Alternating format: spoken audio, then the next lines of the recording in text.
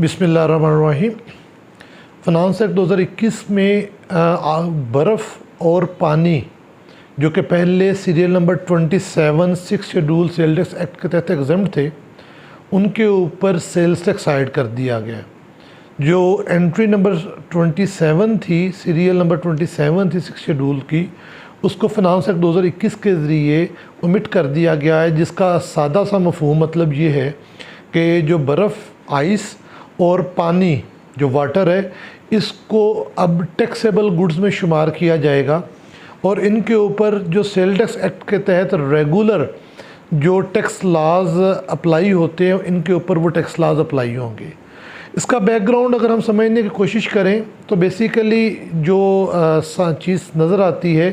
Ice factories ने पहले Lahore high court Multan bench और फिर लाहौर हाई कोर्ट लाहौर के अंदर भी उन्होंने रिट्स फाइल की थी कि हमारी जो गुड्स हैं वो एग्जेम्प्ट हैं, तो हमारे जो बिजली के बिल या गैस के बिल हैं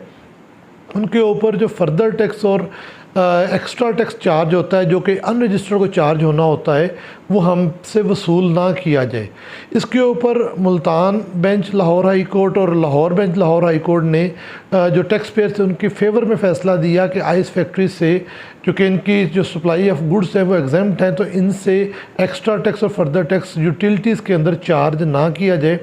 इसको काउंटर करने के लिए इसके मुताबिक उन्होंने सादा काम किया कि 1 जुलाई 2021 से उन्होंने एंट्री नंबर 27 6 शेड्यूल को ओमिट करके बर्फ़ और पानी को जो है टैक्सेबल गुड्स उनमें शामिल कर दिया। अब जो हाई कोर्ट के फ़ैसले हैं वो 30 जून 2021 तक जो बिजली के बिल थे उनकी हद तक तो जिन्होंने अवेल कर लिए वो उनको बेनिफिट देंगे, लेकिन 1 जुलाई के बाद अब उनको ये बेनिफिट हासिल नहीं हो सकेगा। अच्छा, अब जो ये टैक्सेबल गुड्स में शामिल हो गया तो इसका अब टैक्स के अंदर ट्रीटमेंट क्या किया जाएगा और कैसे किया जाएगा। पहली तो बात ये कि ये रेगुलर गुड्स हैं, इनको ना तो 3rd शेड्यूल या 8th शेड्यूल या किसी शेड्यूल में शामिल नहीं किया गया, ना इन पे कोई रिड्यूस रेट है, ना इन पे ज़ीरो रेट है, ना इन पे कोई एग्जेम्पशन है। ये बिल्कुल एक कॉमन रेगुलर गुड्स में शामिल होंगी। इसका एक सादा सा मफहूम है कि इनके ऊपर सेक्शन 8B भी लगेगा, लेकिन 8B का एक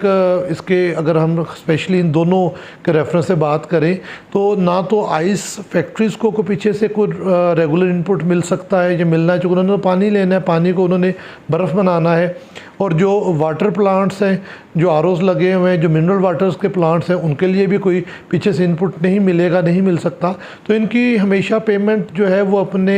जो आउटपुट है उसके 10% से ज़्यादा ही होनी है, तो इनको डायरेक्टली इफ़ेक्ट नहीं करेगा 8B। लेकिन अगर हम ला के हद तक बात करें तो 8B सेक्शन इनके ऊपर लगेगा। जब ये अपने चीज़ों को फ़रोख्त करेंगे, अपनी जो गुड्स हैं, आइस है या वाटर है, ये फ़रोख्त करेंगे तो उनके ऊपर जो है ID कार्ड की शर्त लाजम है। अगर ये ID के कार्ड के बगैर अपनी बर्फ़ या पानी को फ़रोख्त करेंगे तो वो इनपुट जो इन्होंने अपने बिजली के बिल या किसी दीगर हवाले से बतौर इनपुट लिया होगा तो वो इनपुट इनका ज़ाया हो जाएगा। अब ID कार्ड की शर्त को एडजस्ट करने के लिए ज़्यादा अच्छा तो ये है कि पहली तो बात है कि मार्केट से ID कार्ड लें। जो लोग आपसे बर्फ़ या पानी, मिनरल वाटर लेते हैं, जो आपके डिस्ट्रीब्यूटर्स हैं, होलसेलर्स हैं, रिटेलर्स हैं, उनसे ID कार्ड लें और उनके मुताबिक अपनी रिटर्न फाइल करें। लेकिन अगर किसी वजह से आपको ID कार्ड्स नहीं मिल पाते तो फिर सेकंड ऑप्शन ये है कि आप अपने रिटेलर्स खुद आगे एक आधा वो ऐसा ज़रूर बंदा खड़ा करें जिसके ID कार्ड के ऊपर फैक्ट्रीज़ अपनी सेल डालें। वो जो रिटेलर होंगे वो टायर 2 रिटेलर होंगे, चूँकि उनके पास टायर 1 रिटेलर की कोई शर्त लागू नहीं होनी। क्योंकि जो स्पेशली मैं अगर आइस की बात करूँ तो आइस जिन जगहों पे बिकती है वहाँ पे कोई टायर 1 रिटेलर की कोई कंडीशन भी पूरी नहीं होती। पानी की हद तक बहरहाल बात हो सकती है कि अगर किसी चेन स्टोर या किसी मल्टीपल जो हमारे वो AC माल उनके अंदर भी पानी बिकता है मुख्तलिफ शॉप्स पे, बड़ी ग्रॉसरी शॉप्स पे, वहाँ तक एक अलग मौजू है। लेकिन अगर आप अपने रिटेलर को अपनी गुड्स सेल कर देते हैं और सालाना 10 करोड़ रुपये तक की आप गुड्स उसको सेल कर देते हैं तो वो बतौर ट्रेडर अपनी रिटर्न फाइल करेगा, कर सकता है। 2021 साल तक तो वो था कि रिटेलर ने 0.5% अपनी सेल का कम से कम turnover tax, minimum income tax जमा करवाना है। लेकिन फाइनेंस एक्ट 2021 में एक ये भी तरमीम आई है कि सेक्शन 113 के अंदर जो मिनिमम टैक्स का रेट की जो स्लैब है उसको 1 करोड़ से बढ़ा के 10 करोड़ रुपया कर दिया है। तो अब अगर 10 करोड़ रुपये तक रिटेलर किसी फैक्ट्री से, जो ट्रेडर है किसी फैक्ट्री से वो माल ख़रीद के भी सेल करता है, तो वो अपनी रेगुलर इनकम टैक्स रिटर्न जो है वो फाइल करेगा, उसको अपनी जो है मिनिमम टैक्स पे नहीं करना पड़ेगा। अगर जो आइस फैक्ट्रीज़ हैं या जो आरओ प्लांट्स हैं ये सेल टैक्स में रजिस्टर्ड नहीं होते, तो याद रखिएगा कि महकमा आपको कंपल्सरी रजिस्टर्ड कर सकता है। और 1 जुलाई 2021 से पहले तो चूँकि ये टैक्स लागू ही नहीं था, इसलिए पिछला तो टैक्स आपसे वसूल नहीं किया जाएगा। लेकिन अगर आज से आइंदा 2-4 साल बाद आपको रजिस्टर्ड किया जाता है तो वो पिछले साल के भी आपसे सेल टैक्स की वसूली कर सकता है, कंपल्सरी रजिस्टर्ड करेगा और उसके बाद आपसे पुराना सेल टैक्स भी वसूल कर सकता है। अगर आप आज रजिस्टर्ड हो जाएंगे, स्पेशली आइस फैक्ट्री से अगर हम बात करें तो उनके बिजली के बिल काफ़ी ह्यूज होते हैं, क्योंकि उनकी मेन कंजम्पशन ही बिजली है, पानी है और बिजली है। तो अगर आप रजिस्टर्ड हो जाते हैं तो आपके ऊपर अपना सेल टैक्स नंबर बिजली के बिल पे प्रिंट करवाने के बाद या गैस के बिल पे प्रिंट करवाने के बाद जो 8% टैक्स है, 5% एक्स्ट्रा टैक्स और 3% फर्दर टैक्स, वो आपके उससे ख़त्म हो जाएगा बिजली के बिल पे लगना। सादा सा मफहूम ये है कि अगर आपने 10 लाख रुपए आपका बिजली का बिल माहाना आ रहा है तो आपके ऊपर 8% बिजली का बिल 80,000 रुपया आपको टैक्स की बचत आ जाएगी बिजली के बिल के अंदर। और वही पेमेंट अगर आप सिर्फ अपने आप को समझा लें, अपने आप को कर लें, तो जो आप अपनी सेल्स दिखाएंगे उनके ऊपर वही 80,000 रुपया, ये जो 8% आपको टैक्स बचना है बिजली के बिल के ऊपर रजिस्टर्ड होने के बाद, वो कम से कम पेमेंट आप अदा करने के बाद अपनी टैक्स रिटर्न जो है वो फाइल कर सकते हैं।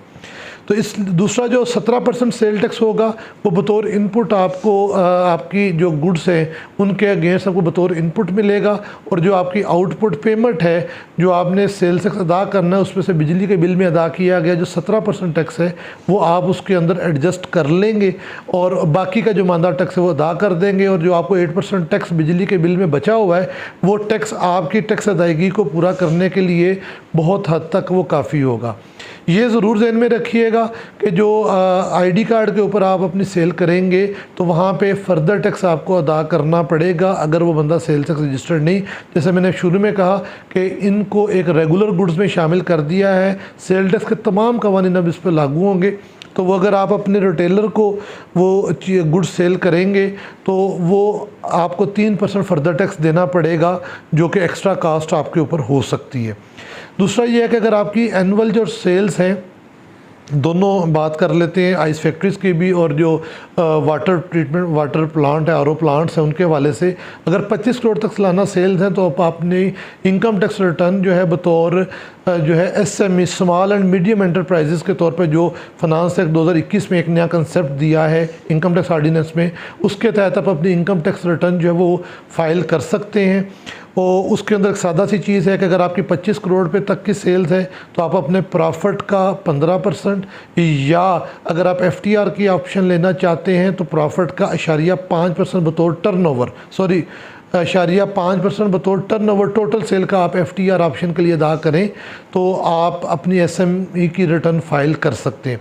अगर आपकी 10 करोड़ से कम सेल्स हैं सालाना तो आप अपने प्रॉफिट का 7.5% अदा कर सकते हैं या आप अपने टर्नओवर का 0.25% अदा करके अपनी टैक्स लायबिलिटी को अदा कर सकते हैं। अगर आप टर्नओवर वाली साइड पे जाएंगे तो एक तो आप अपने बिजली के बिल में अदाशुदा जो इनकम टैक्स है वो एडजस्ट कर लेंगे और बाकी मानदा बड़ी मामूली से रकम अदा करके आप एफटीआर की ऑप्शन लेके इनकम टैक्स ऑडिट से भी बच सकते हैं। तो इसलिए ये जहन में रखें कि आइस फैक्ट्रीज़ को एज आ सेक्टर और जो वाटर प्लांट्स हैं, मिनरल वाटर्स के आरओ प्लांट्स हैं, वो एज अ सेक्टर गवर्नमेंट ने टैक्सेबल गुड्स